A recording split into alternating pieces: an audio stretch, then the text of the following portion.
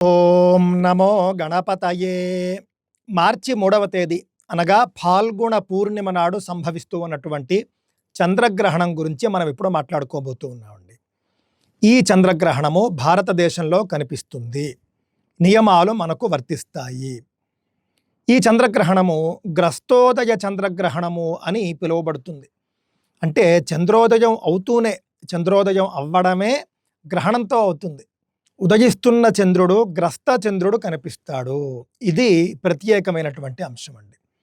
ఆ విధంగా ఇది గ్రస్తోదయ చంద్రగ్రహణం. అయితే గ్రహణం లెక్క మనం చూసుకుంటే కనుక సమయం మధ్యాహ్నం 3:30-4 గంటలకే ప్రారంభం అవుతుంది. సాయంత్రం 6:47 వరకు ఉంటుంది. కానీ మనం పట్టించుకోవాల్సింది, నియమాలు పాటించవలసింది మాత్రం చంద్రోదయ కాలం నుండే, సూర్యాస్తమయ కాలం నుండి కాదు. ఇది కూడా గమనించాలి. మనకు కనిపించాలి, గ్రహణం అనేది మనకు కనిపించాలి.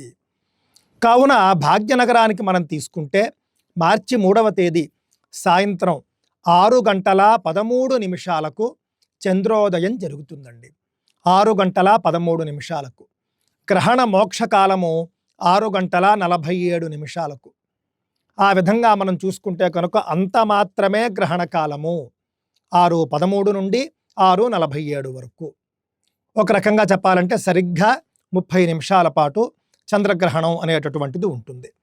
6:47కి గ్రహణ మోక్షం అయిపోయిన తర్వాత శుద్ధ చంద్రుణ్ణి చూసి స్నానం చేసేయాలి. ముచ్యమానే భవేద్దానం ముక్తే స్నానం విధీయతే స్నానం స్యాదుపరాగాదౌ మధ్యే హోమ సురార్చనం. ఈ యొక్క వచనాలను బట్టి మనం చూస్తే కనుక గ్రహణం పట్టిన వెంటనే స్నానం చేయాలి. పట్టిన తరువాత చేయాలి, దృష్టిలో పెట్టుకోండి. 6:13కి గ్రహణం మొదలైంది అంటే చంద్రోదయం అవ్వగానే స్నానం చేయాలి. పట్టు స్నానము అంటారు. పట్టు స్నానం చేసిన తరువాత జపాదులు చేసుకోవచ్చు, స్తోత్ర పారాయణ చేసుకోవచ్చు. అదేవిధంగా అవకాశాలు ఉన్నవారు దేవతా పూజ కూడా చేసుకోవచ్చు. మధ్యే హోమ సురార్చనం అన్నారు. దేవతా పూజ గ్రహణ సమయంలో చాలా విశేషం. మరి దేవాలయాలు ఎందుకు మూస్తూ ఉన్నారండి అనంటే కనుక దేవాలయాలు మూయాలి అనేటటువంటి నిషేధం మనకు కనిపించటం లేదు. కాకపోతే గ్రహణ సమయంలో దేవాలయాలు తెరచి ఉంటే కనుక అర్చకులు వాళ్ళందరూ కూడా పట్టు స్నానం చేయాలి, విడుపు స్నానం చేయాలి, మధ్యలో పూజ చేయాలి. అంతవరకు పర్వాలేదు, వాళ్ళకి బాగానే ఉంటుంది. కానీ జనాన్ని కనుక ఒకవేళ దర్శనానికి అనుమతిస్తే అందరూ పట్టు స్నానం చేసి వస్తారా అంటే రావాలి. కానీ కొంతమందికి అనిపిస్తుంది, భక్తుల్లో కూడా విపరీతమైనటువంటి లౌకిక భావాలు ఉన్న వాళ్ళు ఉంటారు. ఈ స్నానాలన్నీ కూడా ఉత్తుత్తునే పెట్టారు, భగవంతుడికి మైలు ఏమిటి అని అతి తెలివితేటలతో మాట్లాడే వాళ్ళు ఏం చేస్తారంటే స్నానం పానం లేకుండా వచ్చేస్తారు. ఆ విధంగా భక్తులందరూ కూడా మైల పడిపోతారు. గ్రహణ సూతకం అనేది చాలా ప్రత్యేకమైనటువంటిది. అందువల్ల దేవాలయాలు మూసి ఉంచడం అనే సాంప్రదాయం వచ్చింది. దేవాలయాలు మూసి ఉంచడం అనేది భక్తులకు తప్ప అర్చకులకో లేకపోతే దేవాలయానికో కాదు. ఆ గ్రహణ కిరణాలు ఏవో పడిపోతాయి, ఇలాంటి వచనాలు ఎక్కడా లేవు.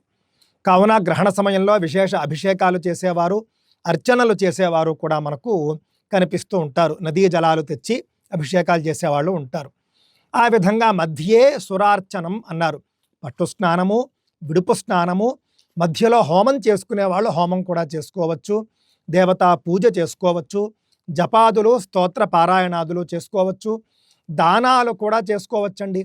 గ్రహణ దానాలు ప్రత్యేకం, గ్రహణ దానాలు కూడా చేసుకోవచ్చు.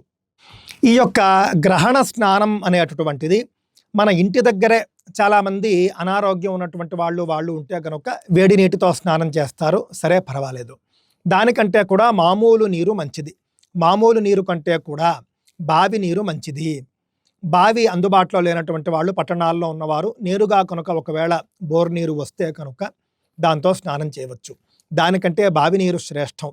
బావి నీరు కంటే కూడా కోనేరు, సరోవరం, చెరువు ఇవి శ్రేష్టమైనవి. దానికంటే కూడా మామూలు నది శ్రేష్టమైనది.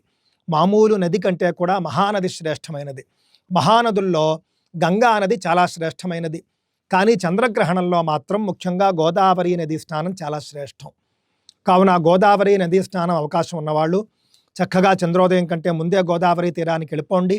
గోదావరి స్నానం, పట్టు స్నానం చేయండి, జపాదులన్నీ అక్కడే చేసుకోండి, విడుపు స్నానం కూడా గోదావరిలో చేసుకోండి. చంద్రగ్రహణ స్నానం సముద్రంలో కనుక చేస్తే విశేషమైనటువంటి ఫలాన్ని చెప్పారు, దృష్టిలో పెట్టుకోండి. సముద్రం అందుబాటులో ఉంటే కనుక చంద్రగ్రహణ స్నానము సముద్ర స్నానమే చేయండి. లేని వాళ్ళు సరే ఇంతవరకు చెప్పుకున్నటువంటి ఇతర స్నానాలన్నీ కూడా చేయొచ్చు. ఆ విధంగా గ్రహణ స్నానం చేయవలసి ఉంటుంది. గ్రహణానికి ముందు భోజనాదుల సంగతి చూస్తే చంద్రగ్రహణానికి ముందు 3 యామముల పాటు తినకూడదు అని చెప్పారు. యామం అంటే రమారమి 3 గంటలు, ప్రహర అంటారన్నమాట. 3 ప్రహరలు చంద్రగ్రహణానికి ముందు తినకూడదు. 6:15 అంటే 6 వేసుకోండి. 6 వేసుకుంటే కనుక ఉదయం 9 నుండి ఏమీ కూడా తినకూడదు. తింటే 9 లోపల తినేయాలి. కొంతమంది మహర్షుల అభిప్రాయం ఏమిటంటే గ్రస్తోదయ చంద్రగ్రహణం కాబట్టి ఆ రోజు పగలంతా కూడా తినకూడదు. చంద్రగ్రహణ ముక్తి అయిపోయిన తర్వాత మోక్ష స్నానం చేసిన తర్వాత శుద్ధి చేసుకుని అప్పుడు భోజనం చేయాలి అని. ఎవరి శక్తిని బట్టి వాళ్ళు చేయండి. అయితే వృద్ధులు, అనారోగ్యంతో ఉన్నవారు, బాలికలు మాత్రం ఈ యొక్క సందర్భంలో మధ్యాహ్నం కనీసం 2 లోపల తినేటటువంటి ప్రయత్నం చేయవచ్చు. 3-2 లోపల తినచ్చు. కానీ అన్నీ బాగున్న వాళ్ళు మాత్రం ఈ విధంగా ఉదయం 9 లోపల కానీ పూర్తిగా తినకుండా కానీ ఉంటే మంచిది. ఈ యొక్క చంద్రగ్రహణము పుబ్బా నక్షత్రము సింహరాశిలో సంభవిస్తూ ఉన్నది కావున వాళ్లకు దోషం. అదేవిధంగా పూర్వాషాఢ, భరణీ నక్షత్రాల వాళ్ళు, సింహరాశి వాళ్ళు, కుంభరాశి, మకర, కన్యా, కర్కాటక, వృశ్చిక రాశుల వారు గ్రహణ శాంతి చేసుకోవాలి.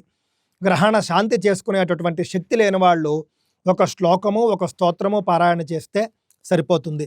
అది నేను తదుపరి వీడియోలో చెబుతాను. మఘా నక్షత్రం వారు మరియు ఉత్తర నక్షత్రం వాళ్ళు కూడా ఈ యొక్క గ్రహణ ప్రభావానికి లోనవుతారు. వాళ్ళు కూడా గ్రహణ శాంతి చేసుకోవాల్సి ఉంటుంది. లేకపోతే కనుక స్తోత్ర పారాయణ అయినా చేయండి. గ్రహణ శాంతి అంటే ఏమీ లేదండి. శక్తి ఉన్నటువంటి వాళ్ళు వెండితో చంద్రబింబాన్ని మరియు నాగ ప్రతిమను చేయించి దానం ఇవ్వాలి. ఇంకా శక్తి ఉన్న వాళ్ళు నువ్వులు, నెయ్యి, బంగారము, గోవులు కూడా దానం చేయవచ్చు. గ్రహణ శాంతిగా ఇవి చేసినా, గ్రహణ సమయంలో ఇవి చేసినా కూడా చాలా చాలా విశేషము. ఇదండి చంద్రగ్రహణానికి సంబంధించినటువంటి పూర్తి వివరాలు. మీ ప్రాంతాల్లో చంద్రోదయం ఎన్నింటికి అని చూసుకోండి. ఆ రోజున మార్చి 3వ తేదీ సాయంత్రం చంద్రోదయం ఎన్నింటికో చూసుకోవాలి. చూసుకుని చంద్రోదయం నుండి 6:47 వరకు గ్రహణం ఉంటుంది అనే అంశాన్ని దృష్టిలో పెట్టుకోవాలి. ముక్తి స్నానం మాత్రం మనం కళ్ళతో చూసి చేయవచ్చు. ఆ యొక్క శుద్ధ బింబాన్ని చూసిన తర్వాత చేయవచ్చు. ఇంకా మీకు ఏమైనా సందేహాలుంటే తప్పక తెలియజేయండి. స్వస్తి.